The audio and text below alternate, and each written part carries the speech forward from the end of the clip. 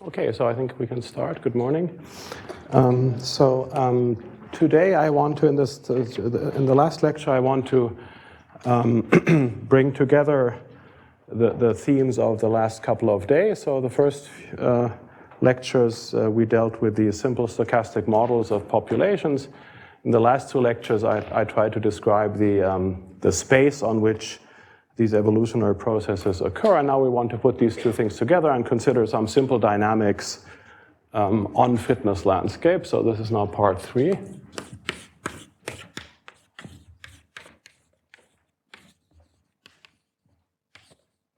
On fitness landscapes.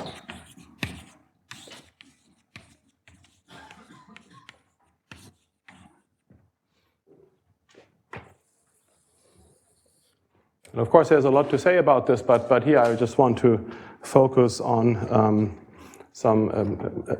two very simple special cases which have the benefit that they can be treated to a large extent analytically. And so the type of models that I want to introduce are called origin fixation models.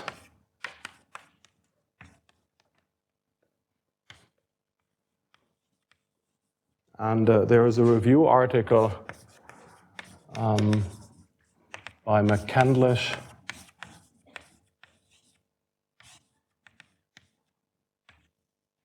and Stoltzfus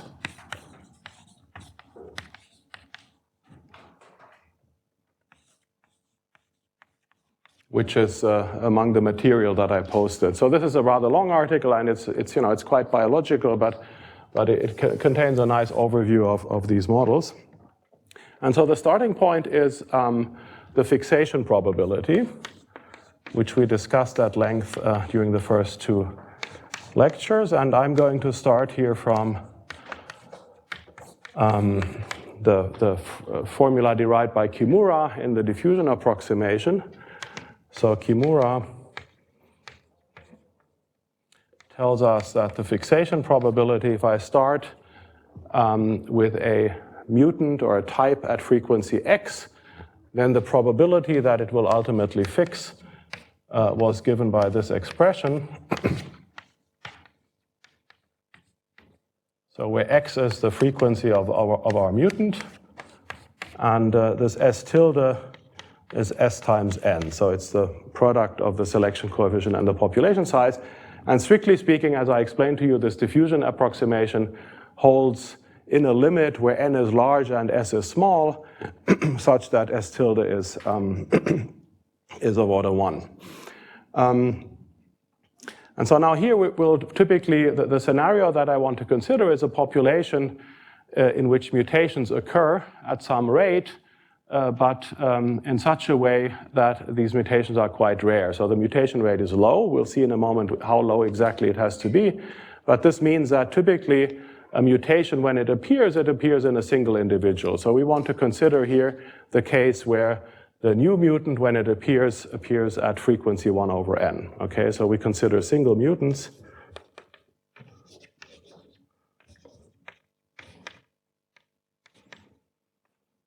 And which means that x is equal to 1 over n. Okay, and so then this will be the fixation probability for a single mutant, which is then essentially, so there should be a 2 here, I'm sorry. So x is 1 over n, and so here we have now simply 1 minus 2s, and we have downstairs, we have e to the minus 2ns. So I just put in the definition for S tilde. Okay, so this is now our fixation probability. Now S is related to fitness. So this was how we had defined the selection coefficient. Now in the discussion of the fitness landscapes, if you remember, I sort of reverted to a slightly different definition of fitness where I used the log of W instead, so we can write it in terms of this new definition. We can write this as e to the, we write it like this, e to the FA minus FB minus 1. And if we now recall, so this is again, this is S, but if we now recall that S is supposed to be small, we can actually replace this by simply FA minus FB, right? So essentially throughout this discussion, the selection coefficient is just the difference between the fitness values of the two types that are involved. Okay. And so now I want to consider the following scenario.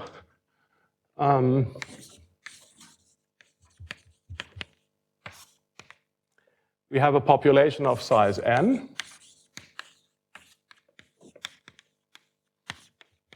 And in this population, new mutants appear at some rate.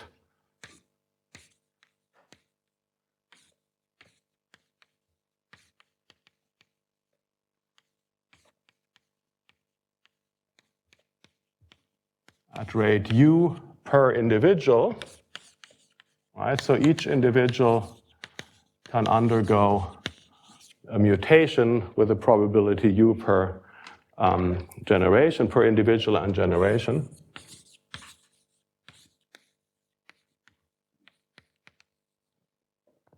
And so in the total population overall, the rate at which mutants appear is n times u, right?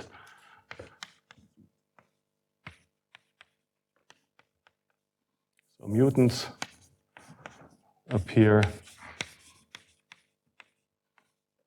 at rate n times u. And so once a mutant appears, there are basically two things that can happen. It can either fix or it doesn't fix and goes extinct again, right? So if we sort of look at the composition of the population over time,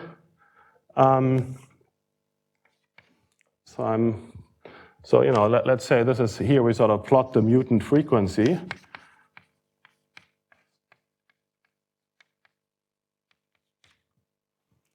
So let's suppose here a new mutation occurs. Okay, so it occurs in a single individual, then there is a stochastic dynamics, and maybe in this case it doesn't make it and it goes extinct again, right?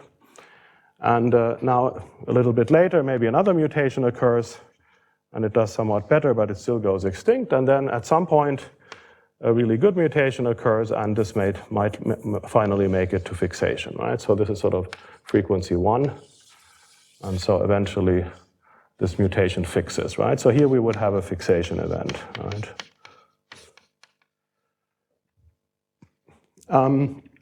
And so you see there are sort of two time scales that are involved here. One time scale is the time between these, and these are called sort of origination events. So these are the events where a new mutation appears, where a new mutation is originated.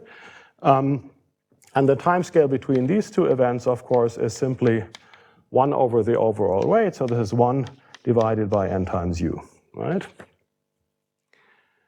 And now for this picture to be correct, what we need is that the time to fixation or extinction, so whatever happens to this new mutant, it should happen before the next mutation arrives, right? So that's sort of the meaning of this class of models, that we assume that mutations are sufficiently rare that the fate of each mutant is decided before the next mutant comes in, right? And this is, you know, we can call this a weak mutation assumption, or weak mutation regime, which means that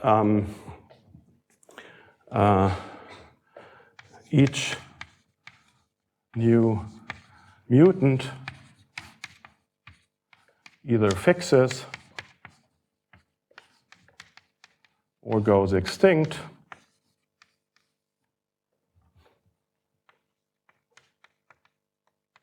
before the next mutant arrives.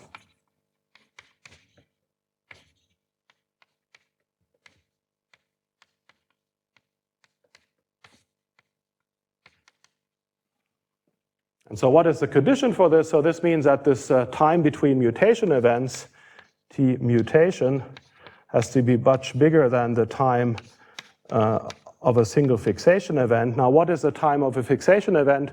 Now, this will depend a little bit on whether there's a lot of selection or not. I will be assuming here, you know, selection can be rather weak. So these mutations could be almost neutral, and then we know that the fixation time is of order n, yes? So should I think of like FA is the wild type, and then the mutation appears, and depending on the mutant, it's FB. The fitness. I mean, so the way I've defined it here, the A is the mutant and B is the wild type. Okay.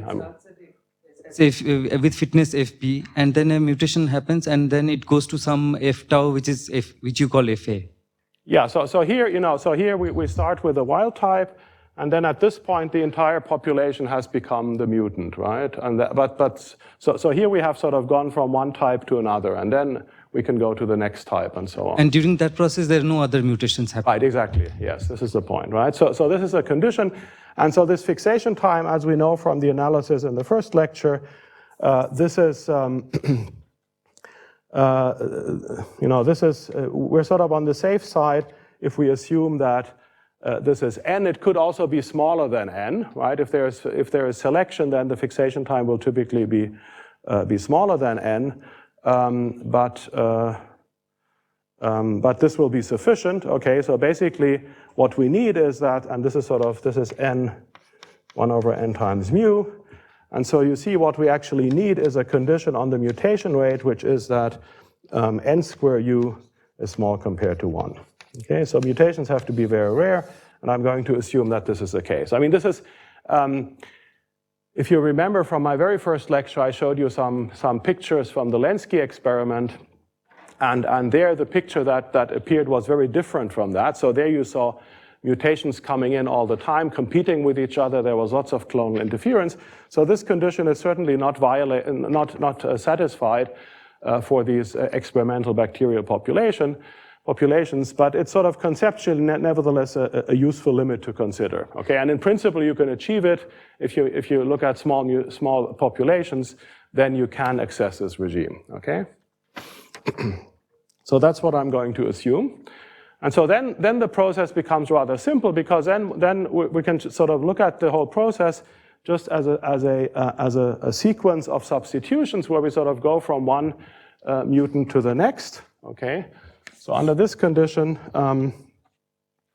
the evolutionary dynamics becomes and mathematically speaking, what we have is a kind of continuous time Markov process, where basically, we have at random times these new mutations appear, and then we decide on the basis of the fixation probability whether we go to the new mutant or not, and then the process starts all over again. Okay, so under this condition, so under these conditions,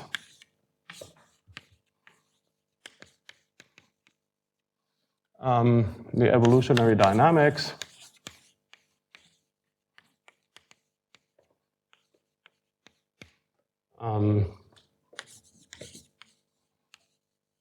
becomes a continuous time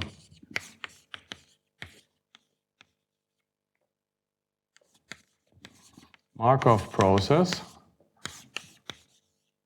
on the space of genotypes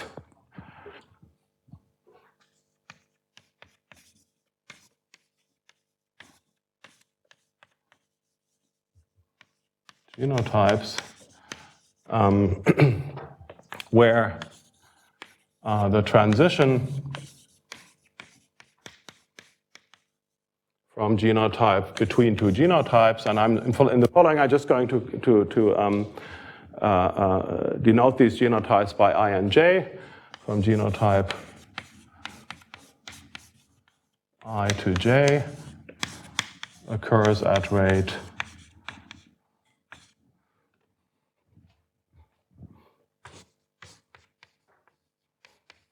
and let me call this rate gamma.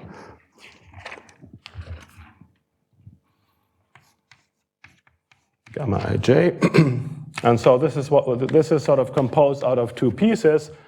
The first one is the rate at which the new mutation occurs, and the second one is the probability that it actually fixes, which is given by our Kimura formula, which I have here, right?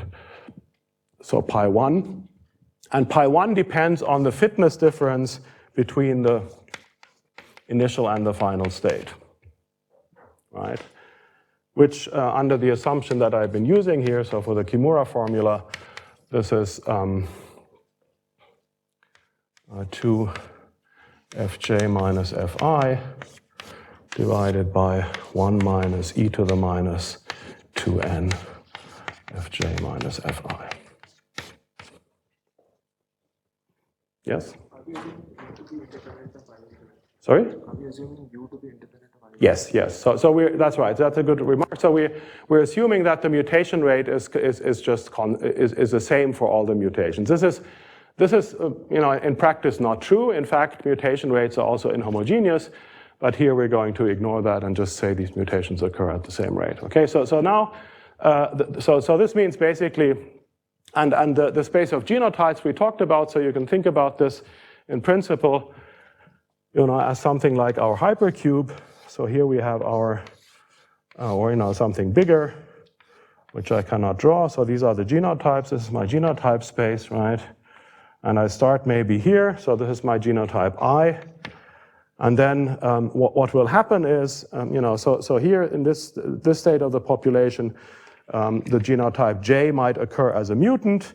And if this transition is successful, then I go here, right? And then, other things, then I could in principle go back, or I can maybe go to a genotype K up here and so on, right? So essentially, this process will now sort of be wandering around on this state space. And this is completely analogous to, to a Monte Carlo simulation of some statistical physics model, right? So this is a transition rate in exactly the same way that you would use if you do a simulation of the Ising model. You generate a new configuration, you calculate a probability, which in this case, in the physics case, would be something like a metropolis rate, for example, and then you either accept it or not. Okay, so this is completely analogous to a Monte Carlo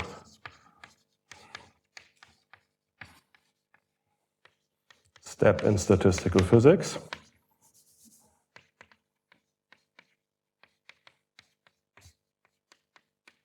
Now, Monte Carlo algorithm in statistical physics have an important property. So if you want to simulate the Ising model, say, in equilibrium, and you want to devise a Monte Carlo algorithm, you have a lot of freedom in how you define your rates, but there's one condition that you have to fulfill. What is that? Sorry? Detailed balance, right? So in physics, we need detailed balance.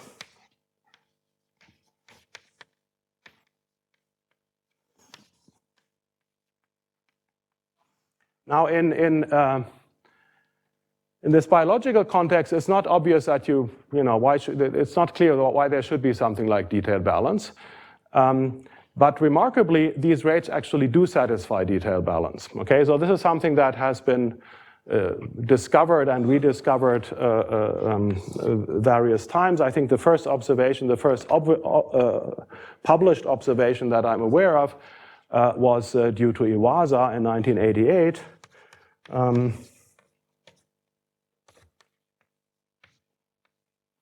Which is that these rates satisfy detailed balance.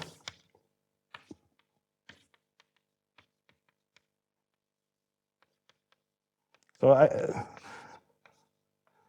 as far as I understand, there is sort of no conceptual reason why this should be the case. And I'm not even sure, I suspect that this might even depend on the precise model that you use, but at least here this is true. And so this is an exercise, it's a two-line calculation for you to show that if I look at the ratio of, so detailed balance means you have to look at the ratio of going from, so here of going from I to j divided by the rate of going from j to I.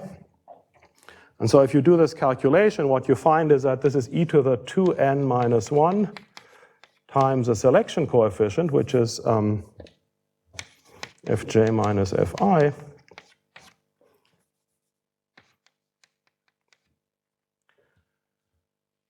And this, of course, can be written as a ratio of two probabilities, namely e to the 2n minus 1 fj divided by e to the 2n minus 1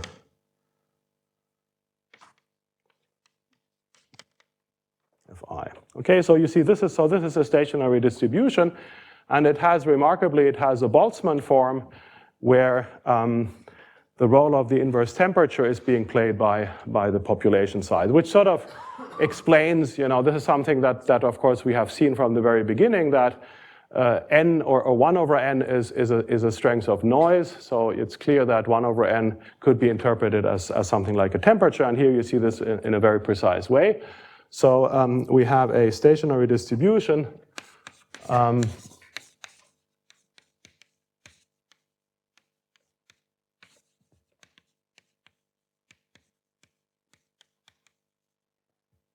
let me call this pi star. So this is a stationary weight of genotype I, which is the exponential of 2n minus 1 times its fitness. Right? And so you see that the analogy to statistical mechanics is that fitness becomes something like minus energy, right? So it's there's a plus here because, of course, the process is trying to increase fitness. Yes?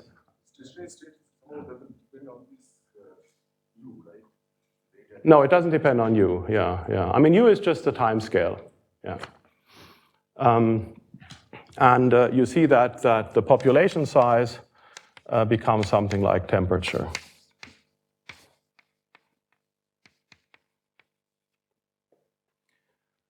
Now, this is a very useful relation in practice, at least under conditions where the assumptions of this whole thing are satisfied, because this means that if you observe, so suppose you have some for example, some set of mutants of a certain protein, you observe their abundances in some quasi-stationary situation. And then you can sort of infer the fitness from the abundances, right? So using an effective population size, you can sort of use this to infer fitness from the observation how frequently you see a certain type. Okay, so that's a way in which this is used quite a bit in practice. Okay, so this is useful to infer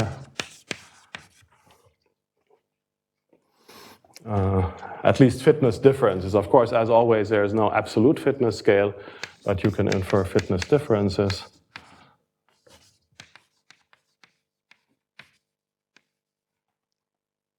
from genotype frequencies.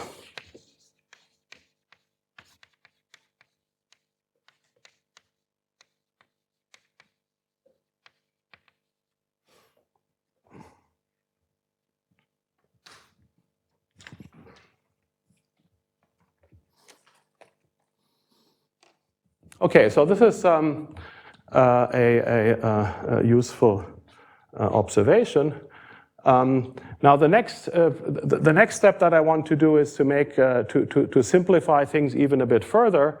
So basically, what we now want to study is the, if you will, the zero temperature limit of this, right? So you can see that this detailed balance condition, of course, relies crucially on having this factor here. So n times s shouldn't be too large. Now, if n times s becomes very large, this corresponds to a zero temperature limit, and then you lose this reversibility. So there's a kind of irreversible limit of this dynamics, which is sort of more informative in terms of actually studying the actual adaptation process where the population is climbing towards fitness peaks. And so that's what we want to look at next. Okay, so the next part is now about so-called adaptive walks.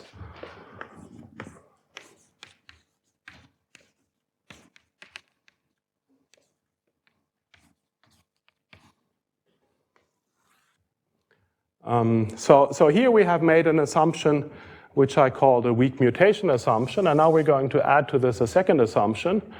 So in addition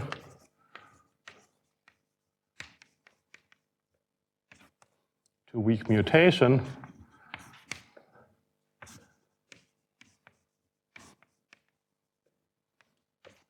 we now also assume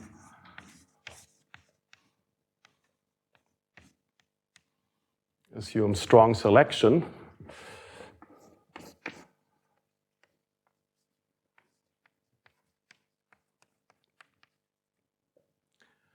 Which implies, so in the sense that the product of population size and the absolute value of the selection coefficient, which can be positive or negative, is large compared to 1. Okay, and this then leads to, so this is again a piece of jargon. So weak mutation and strong selection, this is in the literature known as the SSWM or swim regime. Okay, so strong selection, weak mutation. So this is what we call this. And so now, then of course, this detailed balance property is lost, because now if n times s is large, for negative fitness differences, the rates will simply essentially be 0, right? So now we have a kind of an irreversible process.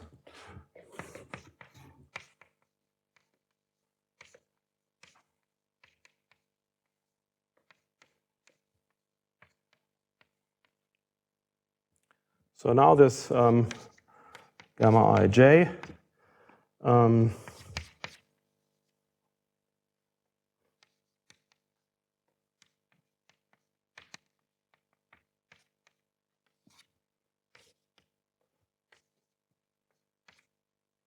I forgot the 2's, 2n fj minus fi. And so now you see you have to distinguish between the case where fj is greater than fi, so if fj is greater than fi, so that this is positive, then when n becomes big, this is term can be neglected. So this will now be, so now we take, if you will, n to infinity, we make n very large, apart from the fact that we still want to maintain, of course, this prefactor here. So let's be more precise. What we want to do is n times s to be very big. And so then this will become equal to n times u times 1 minus e to the minus 2 fj minus fi. If fj is greater than fi, and it will be 0 if fj is less than fi.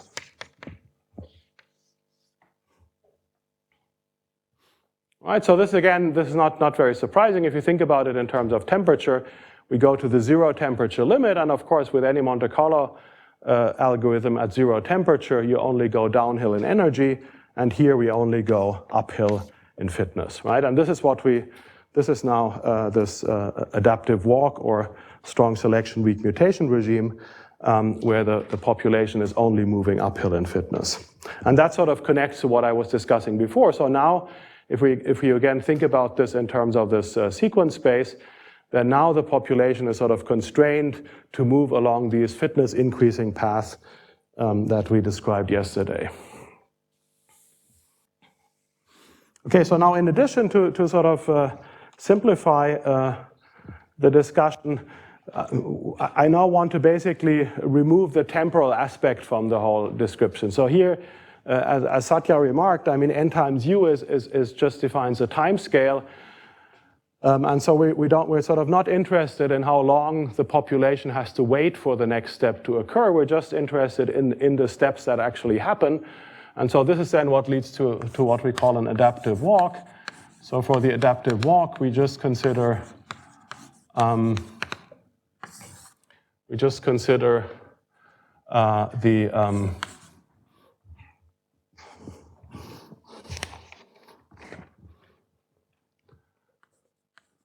consider only the steps taken by the population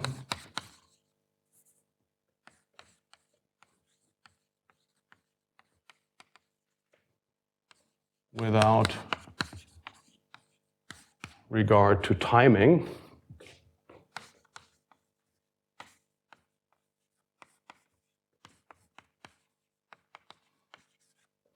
And this then becomes essentially a discrete, mathematically speaking. If you want to give it a fancy name, I mean, here we have a continuous time Markov chain, which has some waiting times until the jumps actually occur. And now we're going to consider what is called the embedded discrete Markov chain that just keeps track of the actual steps that are being taken. Okay, so now we have a discrete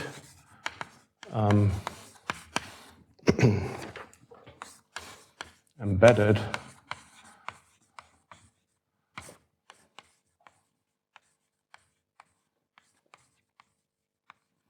Markov chain with transition probability. So these are now not rates, but actually probabilities.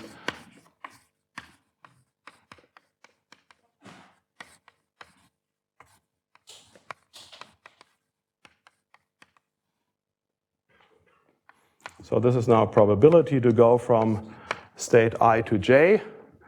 And this would now, strictly speaking, also require a little bit of computation. But the result is so plausible that I don't really want to derive it. So essentially, the idea is I'm doing this process now at any given point. I'm restricted to only go to genotypes that have higher fitness, right? I can only move uphill. Now at any given point here, there will be a certain number of possible places that I can go to, right? So each genotype here will have a certain number of neighbors with higher fitness, or maybe this number is 0, then I have reached a maximum and then I cannot go any further and I'm stuck.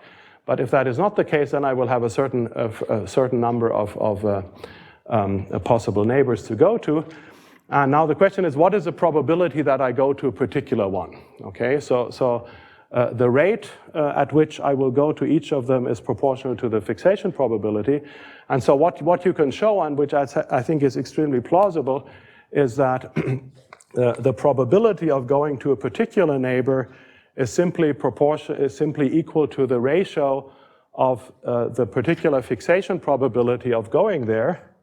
So let me now call this thing here, because we don't really need the n times u anymore. So let me just call this thing now pi of fj minus fi, right? So this is the fixation probability in the limit of large N. And so what I just have to do is to take the fixation probability and I have to normalize it. And so I have to divide it by the sum over all the other fixation probabilities, where the sum goes over genotypes that are at distance 1. Right, so let me write it like this. So d of ki is equal to 1. And the fitness of that genotype has to be greater than the present fitness. Right, so this is sort of what you could sort of formally show this, but I think it's plausible enough. Again, if you think about this in terms of a Monte Carlo simulation, so you're doing kind of zero temperature dynamics and you have a certain number of states that you can go to, then the probability that you go to any particular state is just given by the normalized rate, so normalized by all the other possibilities that you also have. Okay, is that clear? Okay, so this now defines, so this is now what is called an adaptive walk. So this defines the adaptive walk. And of course, what these adaptive walks will do is that they will move uphill until they hit a peak, and then they stop, right? So these are adaptive walks that get absorbed at the local fitness maxima.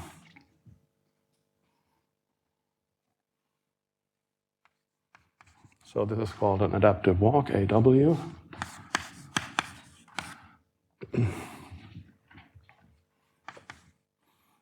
walk uphill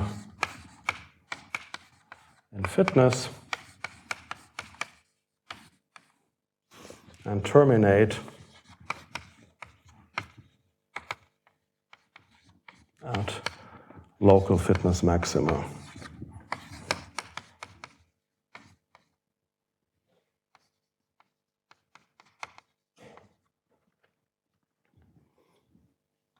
Okay, now this dynamics you could put onto your fitness landscape of your choice on the hypercube, and so now you have a kind of discrete time dynamics on the hypercube, and you could explore various things. So typical questions that we would like to ask about these models are questions. How long are these walks? That is, how many steps do you typically take before you get stuck? Okay. How long are these adaptive walks for a given fitness landscape? You could ask, how good are they? That is, they will reach some particular fitness level. So what is the fitness level that they can reach?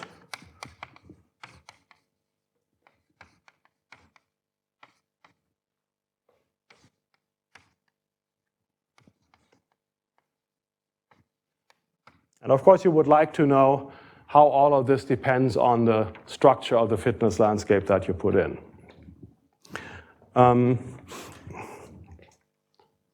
Now here, so in the discussion of the fitness landscapes yesterday, I essentially only described one model, namely this house of cards model where everything is random. And that's also the only model that I want to discuss a bit further today.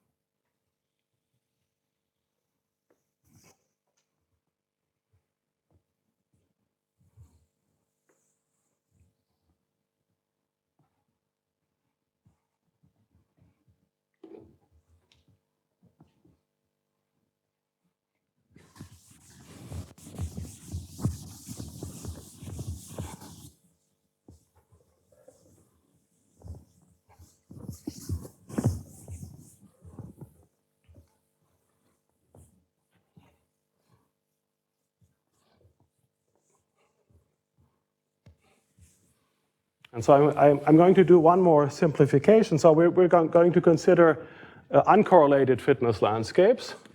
So what I called a house of cards yesterday. Consider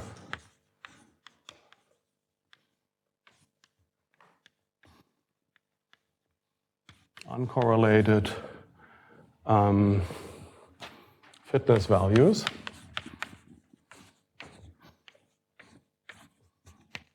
All right, so this is what I called house of cards.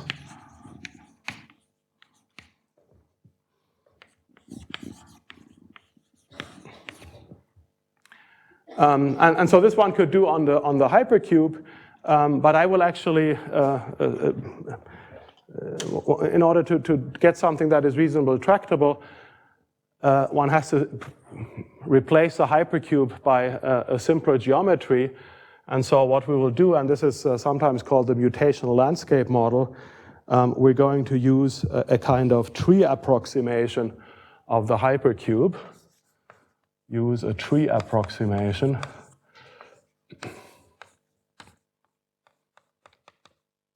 So essentially, we're going to ignore the possibility that one of these adaptive walks can get close to a point where it has been before. I mean, of course, it cannot go back to the point where it has been before, but in principle, it could go to a point where one of the neighbors it has visited before, and this introduces correlations that are hard to deal with.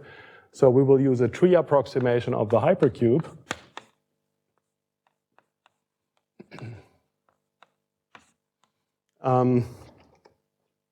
Which means that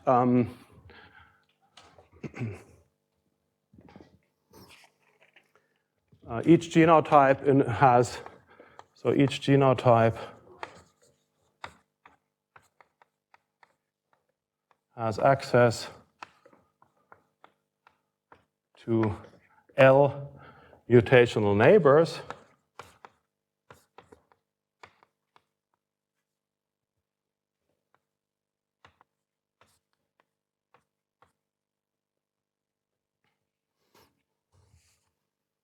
And after one step, so after one step of the walk,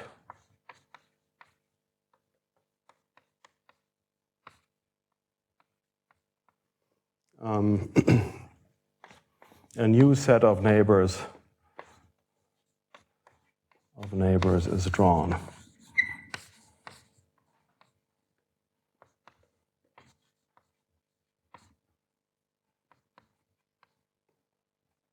Right, so basically, so the picture that emerges from this is the following. So we start here, okay, so let's say this is my initial point. Now I generate L random fitness value. So this is my initial fitness value, right? So this has some fitness value Fi. And now I sort of generate L neighbors with IID fitness values drawn from some distribution. Then I look at them, then some of them, of course, will be smaller than Fi, right? So those I can sort of ignore. So these are, let's say these are smaller, then I don't have to, I don't consider them. So I have to pick one of these two, and maybe I go here, right? So now I'm here, so this is now my new genotype Fj. And at that point, I create, again, L new ones, right? So now I create, again, L new neighbors, and look at them, and again, some of them will be worse. So I don't consider them, but maybe this one is better, and so then I go there. And so in this way, I sort of create, so I don't actually, there's no hypercube, I don't define the landscape from the beginning, but I just create it as I go along, okay?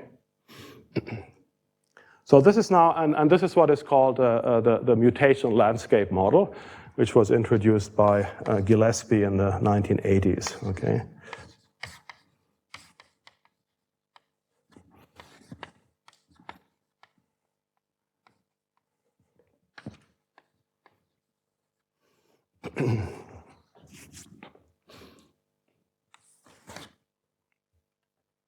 Okay, so let me give you one, I think, instructive calculation within this class of models. Just to show you in principle how this works, and I think it also connects nicely to some of the things that you have learned about extreme value statistics. So let's assume, and I mean, probably you're beginning to be a bit irritated by the fact that I keep on simplifying the model, right? So I keep on adding assumptions. So now but just for the purposes of this calculation, which I think is actually quite nice, I will simplify the dynamics even more, and I will assume that I always go to the fittest neighbor, right? So here I typically, I would have to choose the next neighbor according to this rule, according to these probabilities. But let's suppose just for the moment that I always go to the fittest neighbor. This is then called a greedy walk. Okay, greedy walk.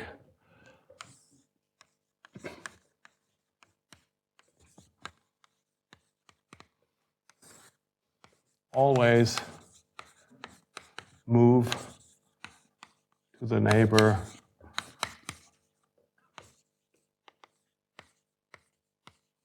of highest fitness.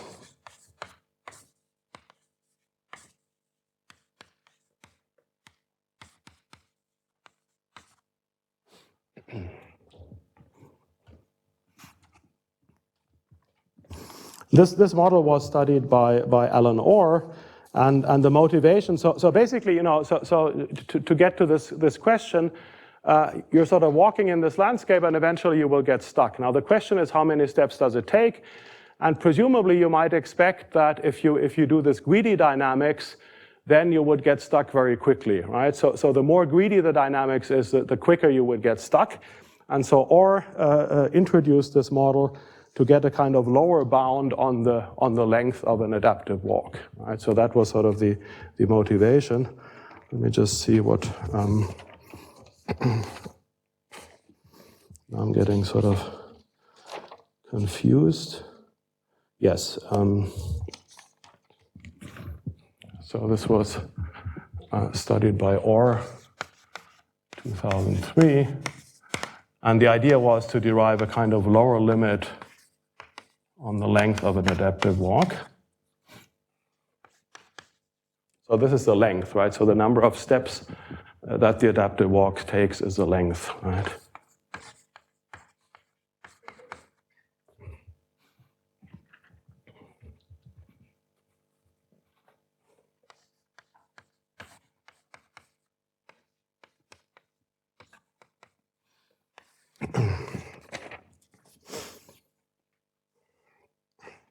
And so let's define the following quantity. So what we want to compute is a probability that the walk takes at least k steps.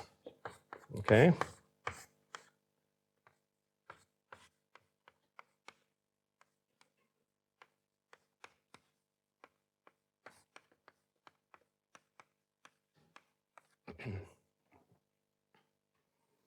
Okay, so what is, and we want to calculate this recursively. So let's start with P1. So P1 is a probability that the walk takes at least one step, right? So I start here. And if the walk doesn't take a step, then this means that all the neighbors already have lower fitness.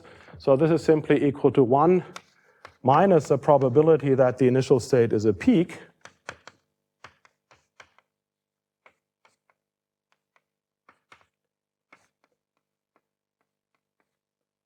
And this you should know from yesterday. So what is that?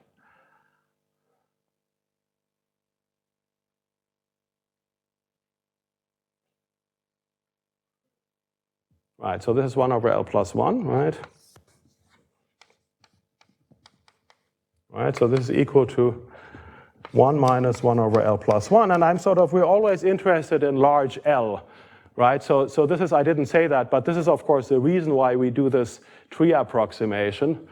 So the tree approximation is expected to be exact when L becomes large, because when L is large, then the probability of returning to a place where you have already been is very small. Okay, so this 1 minus L plus 1.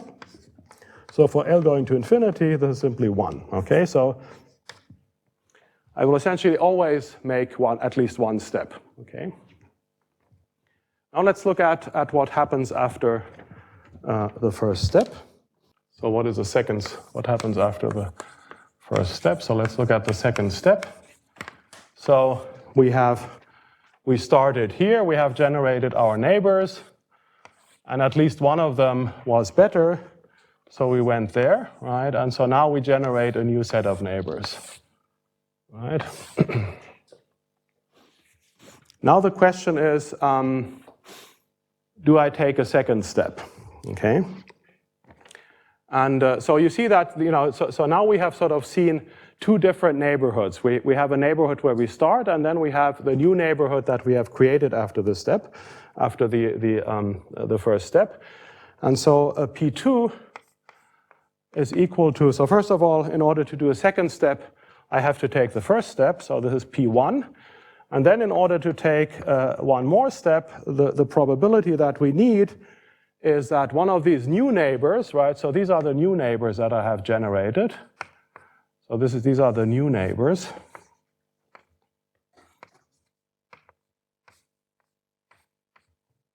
And here I have the old neighbors.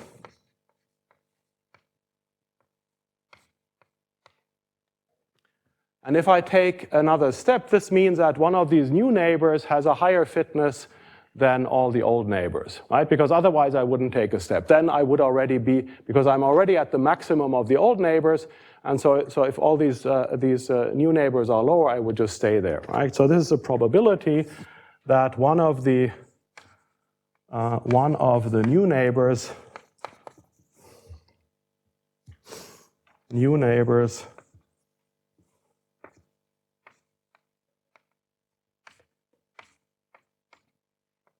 is fitter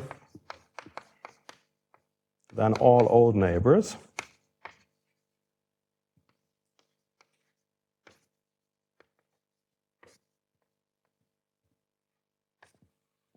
Okay, so this is again a kind of typical extreme value question. But because these random variables are all IID, we actually don't have to do any calculation. We can just use a kind of symmetry argument. I mean, this is essentially also what I told you about this 1 over L plus 1. In order to derive the 1 over L plus 1, you just have to argue that the probability that any one of L plus 1 IID random variables is the largest is the same for all. And so similarly here, I have L new neighbors, right? So what I just have to calculate, because all of these, are IID, so the probability that any one of them turns out to be the largest is the same. So I just have to look at the ratio of the number of new neighbors divided by the sum of the new and the old neighbors, right? And so the old neighbors, this of course includes my initial point. So this is this one and the L old neighbors and the L new neighbors. So this is 1 plus L, right? And then I have to multiply this by P1, and this is 1 minus 1 over L plus 1, okay? And so now you see if I now take L to infinity, I just get 1/2. Right, so essentially the probability that the largest fitness value is in the new neighborhood is essentially 1/2, simply because the new neighborhood and the old neighborhood have the same size. Okay? And now you can go on, right? So now, suppose now I take a third step, then again I create L new random variables, and now the question is, what is the probability that the maximum over everything that I've seen so far is in the last neighborhood, and that probability will simply be 1/3, okay, and so on. Okay, so by just iterating this argument, what you find is that, so we just iterate this argument, and you just find that the probability, at least in the limit L to infinity, this pk, so it's 1/2 times 1/3 times 1/4 and so on. It's simply 1 over k factorial. Okay, so the probability that you take at least k steps is 1 over k factorial. And from that we can now compute the expected number of steps, which is the length of the adaptive walk. So the expected number of steps, maybe let me do that on the new blackboard. Expected number of steps.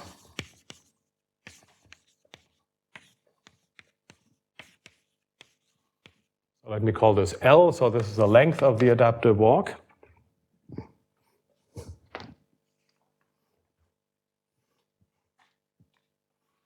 So this is sum from k to 1 to infinity.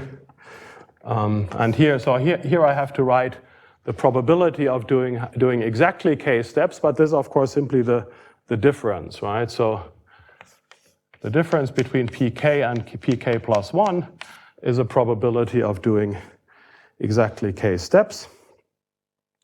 And by just relabeling the summation variable, it's easy to see that this is in fact nothing but the sum over pk.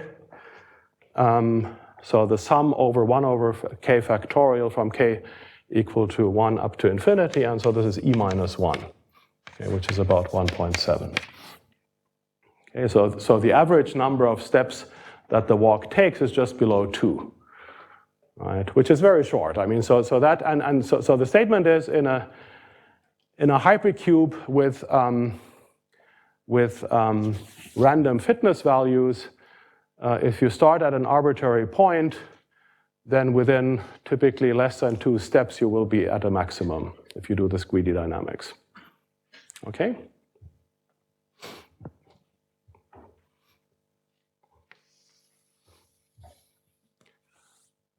Okay, so this was again a very simple case. So for the last half hour, let me get, or 20 minutes, let me get back to the general case and introduce an idea which has been quite influential in this field and which again connects nicely to what Sanjib has been telling you about. And this is the so-called extreme value hypothesis. So this is the last topic, the extreme value hypothesis.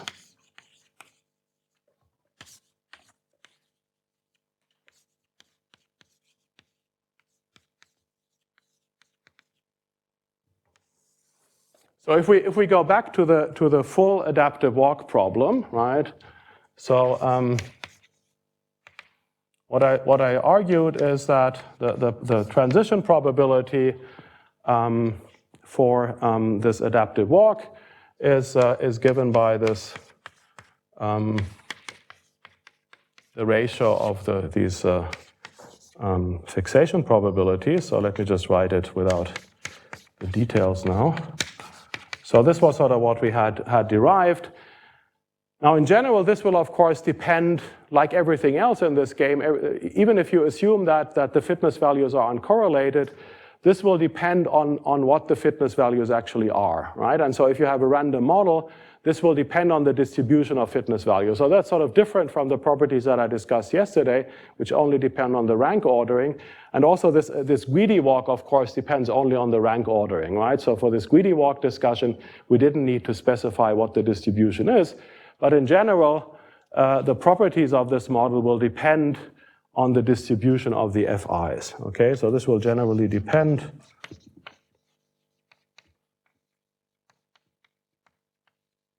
on the distribution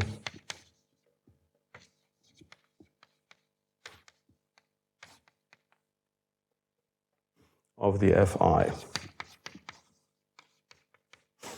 Okay, now you could, of course, go to the lab and you could try to measure these distributions, right? And this is, in fact, quite something that a lot of people do. So yesterday I talked to a colleague from NCBS here at Deepak Dhar, and so they do experiments where they generate random mutants and they measure their fitness and they obtain distributions of fitness effects. So that's sort of a big question in evolutionary biology from an experimental point of view. What is the distribution of fitness effects? Okay, so we need the distribution of fitness effects of mutations.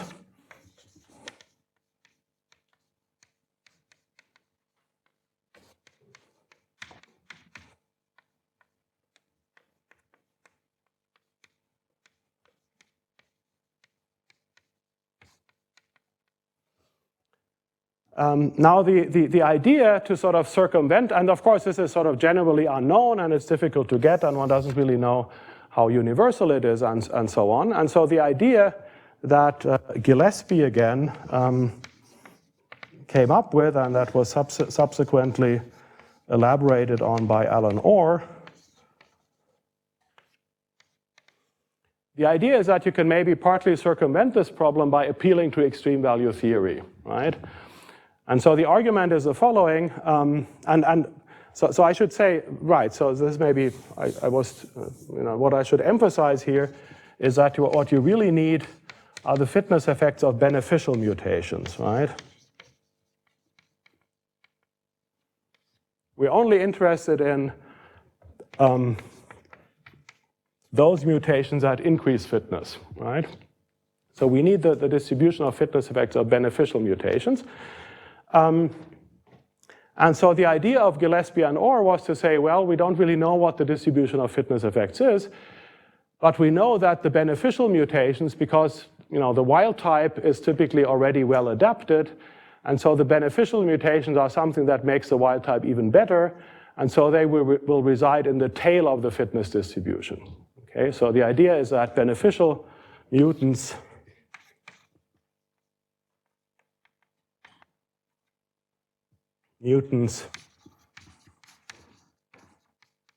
reside in the tail of the fitness distribution.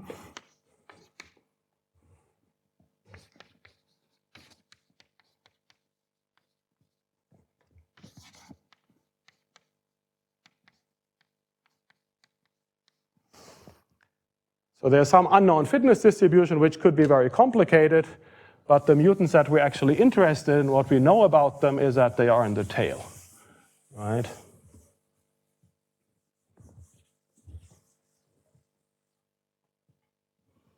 So, so we have some, so let me write here the fitness effect, this will be the distribution, P of delta F. This can have some very complicated shape. There could be lots of lethal, maybe some deleterious ones and so on.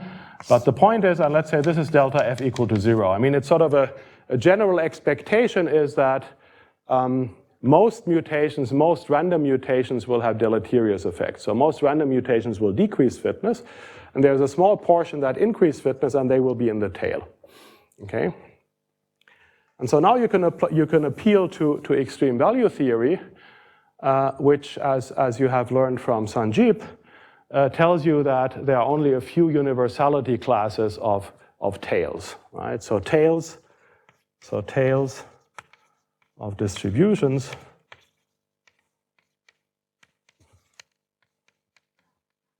have universal shapes.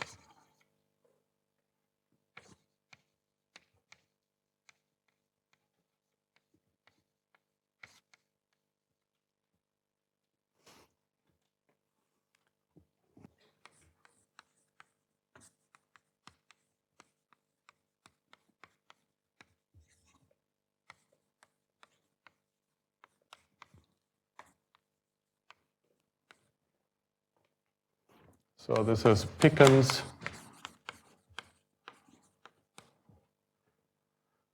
Balkema and de Haas. This is again something, it's sort of textbook material, so you can find it in textbooks on extreme value statistics.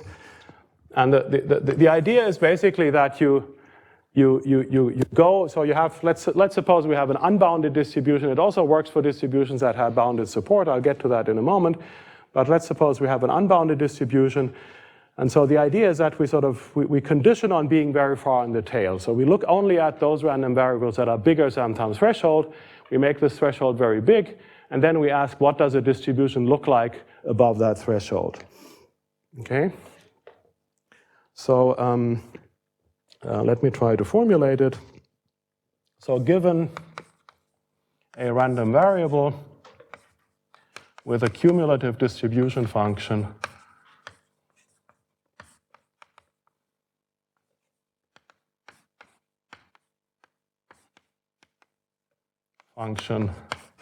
let me call it Q of x,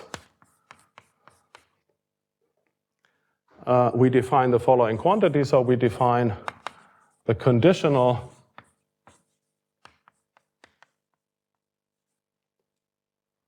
excess distribution function.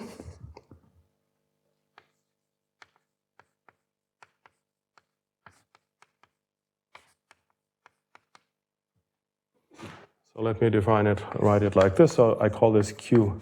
So the meaning of this parameter Q will become clear in a moment. So this is a probability that my random variable, or the excess of the random variable, so x is my random variable, okay, the probability that the excess of the random variable above the threshold u is let's say less than y, condition variable being bigger than u, right? So this is sort of, so I'm putting,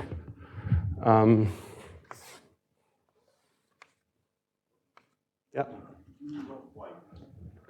Sorry? Yes, it should be y. Sorry, yes. So the argument is y. Thank you. Right, so this is y. Right, so I have, let's say I have my probability density function. I pick my threshold u, and I sort of condition on being on the right of q, right? And so I want to calculate the cumulative distribution conditioned on being to the right. And this is, of course, simply the cumulative distribution function of u plus y minus q of u. And the conditioning means that here I have to divide by 1 minus q of u. Okay, so this is sort of the object that I want to study. And so now I'm asking, I want to take u to infinity, or more generally, since we also want to be able to cover distributions that have a bounded support, I want to take u to approach the upper limit of the support, which may be infinity or not, okay?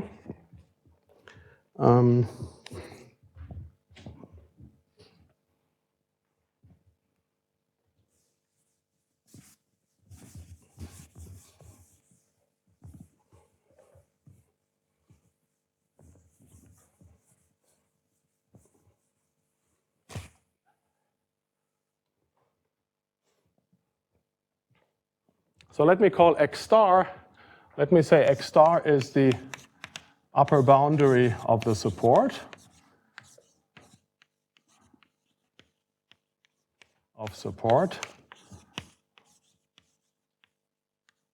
So it could be infinite,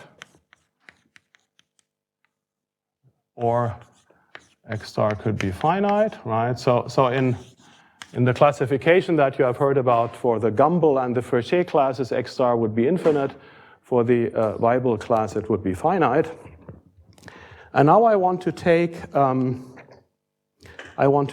my threshold to approach the upper boundary of the support, right? So we take u towards x star.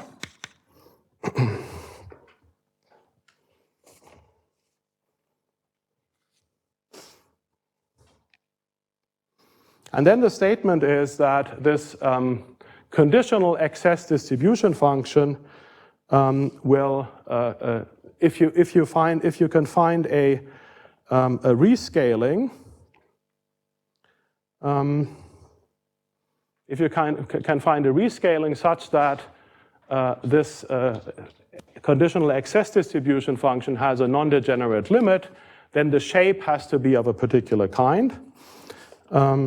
So basically, what you want to do is,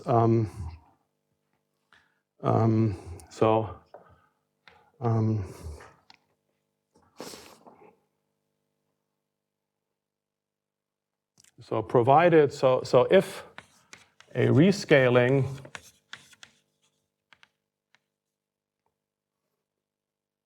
delta of u exists, such that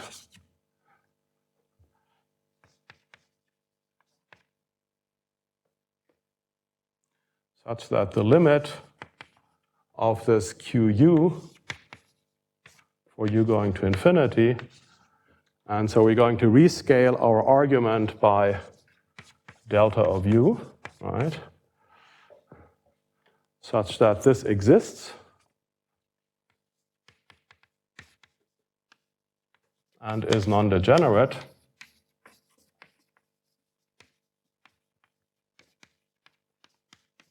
then this limit has to have a certain form. Then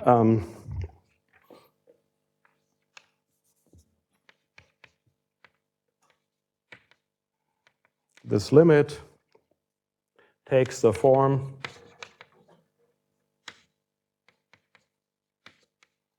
of what is called a generalized Pareto distribution.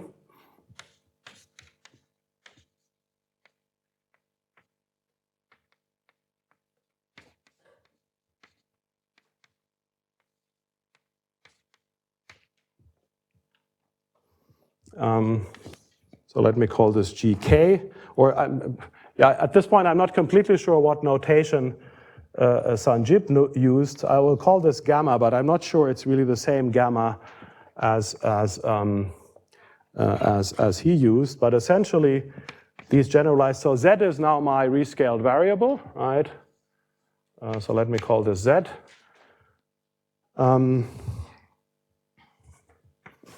And these generalized to Pareto distributions are of the following form. So, and there are two cases. So this gamma, I think Sanjib introduced the parameter gamma. such that gamma equal to 0 is a Gumbel class, and gamma positive is Fréchet, and gamma negative is Weibull, and that's what we'll do here as well. And so then if gamma is not 0, then this thing will be something like 1 plus gamma z to the power minus 1 over gamma, when gamma is not equal to 0, and it's an exponential e to the minus z when gamma is equal to 0. And so these things, and you will easily recognize this. I mean, this is now a cumulative distribution, but if you look at the corresponding density, you will easily recognize that this is essentially the logarithm of the distributions that Sanjib showed you, right? So these are sort of the logarithm of the extreme value distributions that you have seen. And so this gamma parameter gives you the three classes. Sorry? Sorry?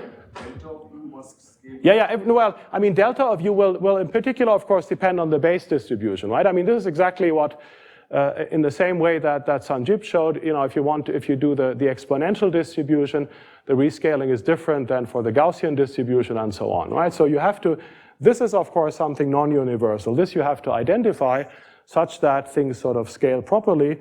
But if you can find them, then these are the shapes that you have.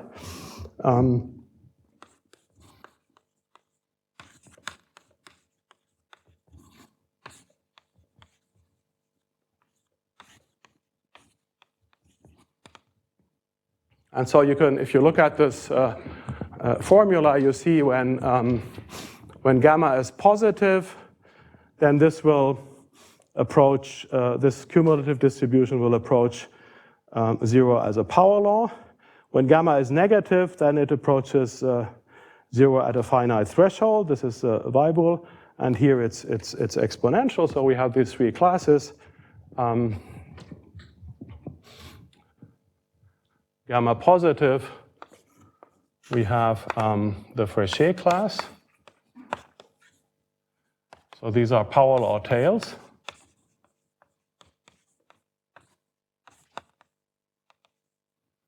Gamma equal to 0 is the Gumbel class.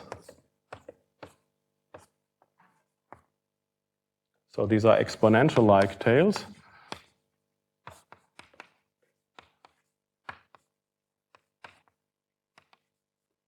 And gamma negative, you have the Weibull class, which are bounded distributions.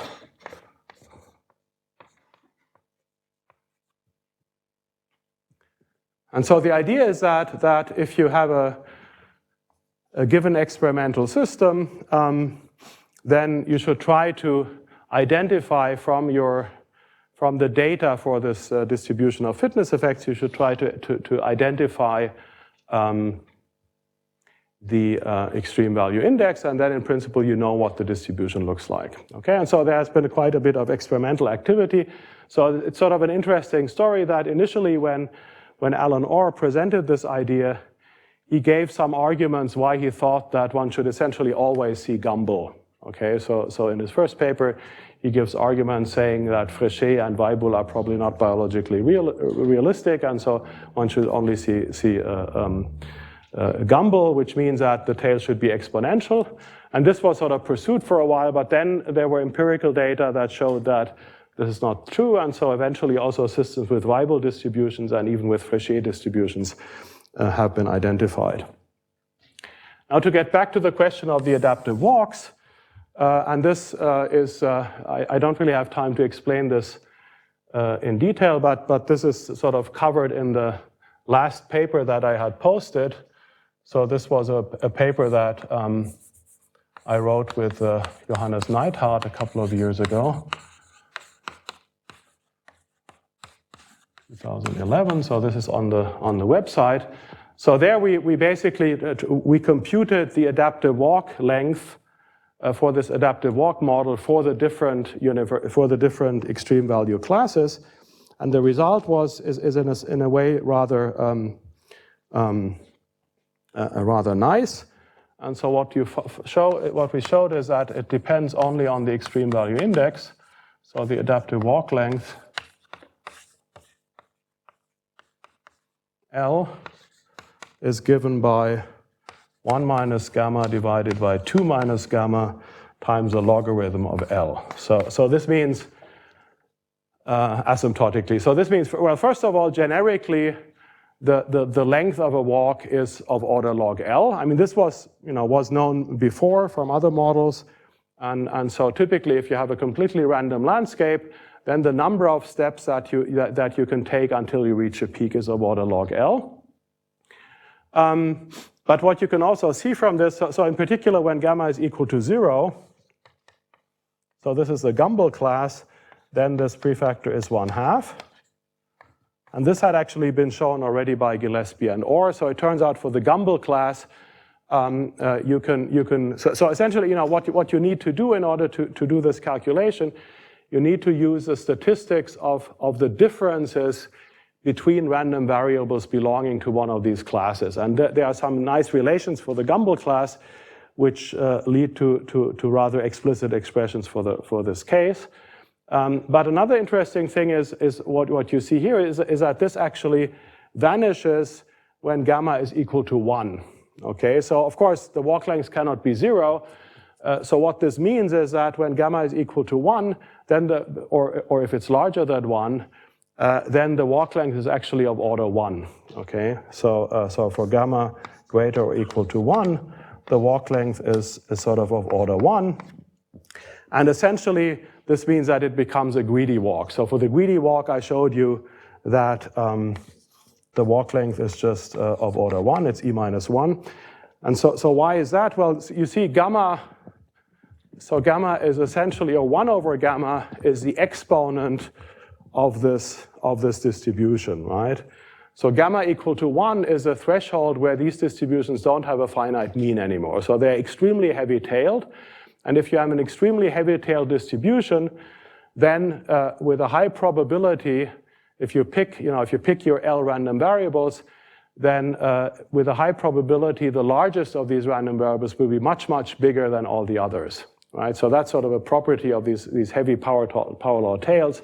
And so therefore, the walk becomes effectively greedy because in any sample, there will always be one value that is much, much bigger than the others. Okay, so that's sort of a greedy limit for these very heavy, extremely heavy-tailed distributions. Okay, I think although the clock is not going to ring today, I should nevertheless stop here. So I hope I have given you some insights into this field of research. And okay, I mean, you can still ask questions as much as you like. Thank you.